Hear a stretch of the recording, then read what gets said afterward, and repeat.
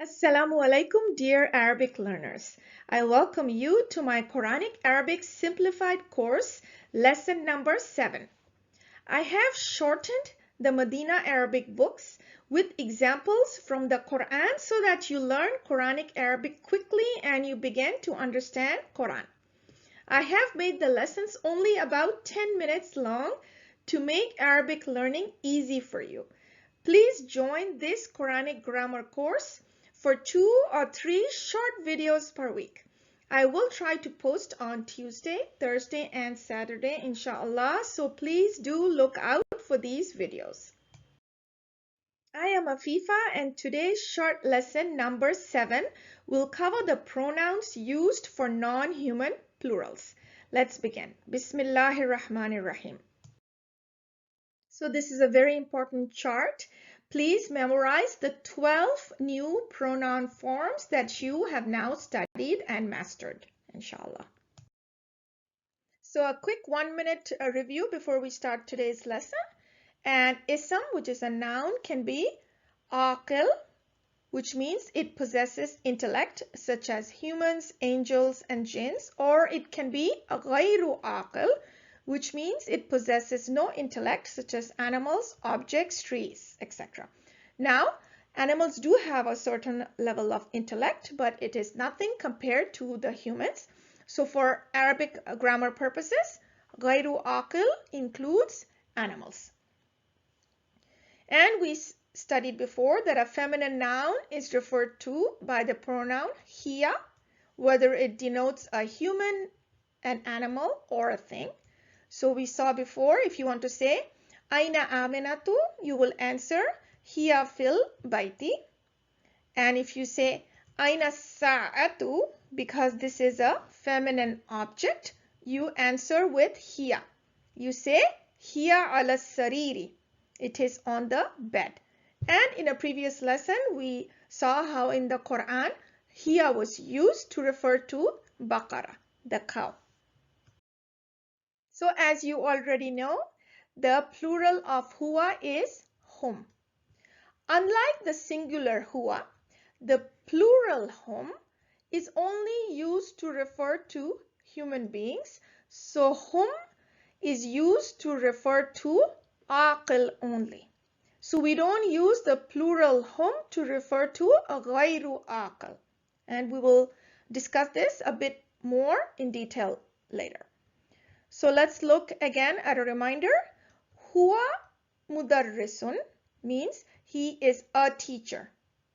So hum mudarrisun, because hum is plural, mudarrisun is plural. They are teachers. Okay, so now let's look at an example with hunna. So here, why is hunna used? Because talibatun is female students. So hunna talibatun jadidatun. They are new students. So this jadidatun means new. It's an adjective describing the students. Adjective comes in future lessons, inshallah. But what we are observing here is the use of plural pronoun, which is hunna, referring to aqil. Okay, because this is human beings, students. So in order to understand the next rather tricky rule, let's look at an example you have seen before. Let's say you want to answer this question in Arabic. Where is the book? You say, Huwa fil baiti. It is in the house. So you use huwa and not hiya because you know that book is masculine in Arabic. It is kitab, which is masculine. The plural of kitab is kutub, kutubun. So if you want to say in Arabic, they are books, you will say hiya kutubun. So you might be wondering why hum has not been used here, because hum is the masculine plural and kutubun is plural, right? The reason is because hum and hunna that we have studied, they are both plural pronouns, but they only can refer to humans, which is those who possess intellect. You cannot use these pronouns for غير عاقل. You cannot use them for objects which possess no intellect. So, plural objects are treated as feminine and singular. That's why this object, which is plural, is treated as feminine and singular, which is why here is used. So I'll give you a little fun way to remember in case you're having difficulty with this rule. So look at this box here. Let's say it has a lot of books in it. Okay, so then you imagine this strong female pushing the books all by herself. Okay, so that's why it's a she pushing these heavy books all by herself. So plural objects are treated as feminine and singular in Arabic, and that's why the hiya is used here, even though kitab, kutub is masculine. Let's summarize this rule that you've just learned. Plural pronouns are only used for humans. For example, hum tullabun. It means they are students. Here hum is used because tullabun is masculine students. It is humans. Okay. Now if you're referring to pens, so pen is masculine and in Arabic it is qalam, if the plural of which is aqlamun. So if you want to say they are pens, you will not say hum. You will use hiya. You will say hiya aqlamun. They are pens. So the rule is plural objects are treated as feminine and singular. So the singular feminine third person pronoun hiya is used for non-human plurals, whether masculine or feminine. So now let's look at even more examples of the غير عاقل plural rules that you have just studied until the rule becomes clear to you, inshallah. So first look at عاقل and singular. So the question is أين المدرس الجديد? It means where is the new teacher? Mudarris means teacher and al-jadidu is new. So the answer is huwa fil fasli. He is in the class. So here what we observe is huwa is used because we are referring to a masculine singular teacher. Now, أين المدرسون الجدد? Here we observe mudarrisuna is plural and al-jududu is also plural, which means new teachers. Where are the new teachers? The answer is hum fil fasli. So here we observe that hum is used. Why? Because this is talking about plurals, the teachers. Okay, now let's look at غير عاقل. So we are going to ask أين الدفتر الجديد? So here you're asking about where is the new notebook. So الدفتر is notebook and جديد is new. And the answer is هو على المكتب. It is on the desk. So now again, why is huwa used? Because الدفتر, the notebook, is masculine and singular. So now let's move on to plurals. أين الدفاتر الجديدة? So here you're asking where are the new notebooks? So here الدفاتر is plural of الدفتر. So we notice that even the adjectives, which is al-jadidatu, is now a feminine. And the mark of feminine for certain words is that it's going to end with a ta marbuta.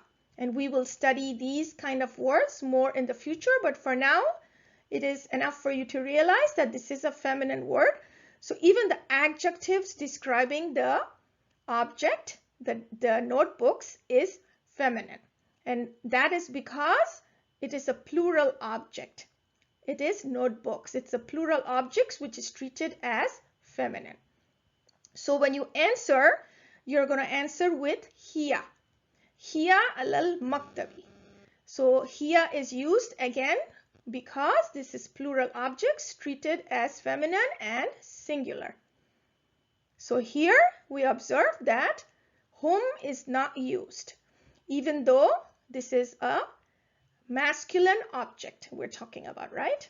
Daftar, dafatir. Okay, so let's look at another example where we ask, Aina sa'atu al-jadidatu. So here the question is, where is the new watch?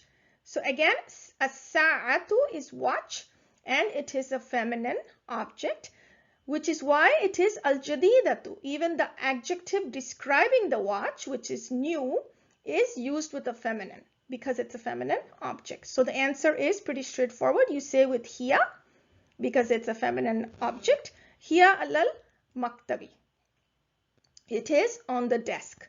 Now the plural comes, which is Aina sa'atu al-jadidatu. So now you're asking about the watches, the new watches. So here again a feminine is used, and in the answer we see the use of hiya. Hiya alal maktabi. So it means they are on the table. So even though this is a feminine object and it's plural watches, you're not going to use hunna because hunna is for human beings only. So you're going to treat it again, the plural objects, as feminine and singular, which is why the hiya is used. Now let's go over another term used for aqil is rational. Another term used for ghayru aqil is irrational. So let's look at a few more examples. So before we go further, I just want to tell you the meanings of some words before we move forward. Haza means this, and haulai means these, and the feminine of haza is hadhihi, which means this but for feminine. Okay, we will cover hada and hadhihi in another class, but I just wanted you to know the meanings so you can follow along. So haza talibun jadidun, it means this student is new.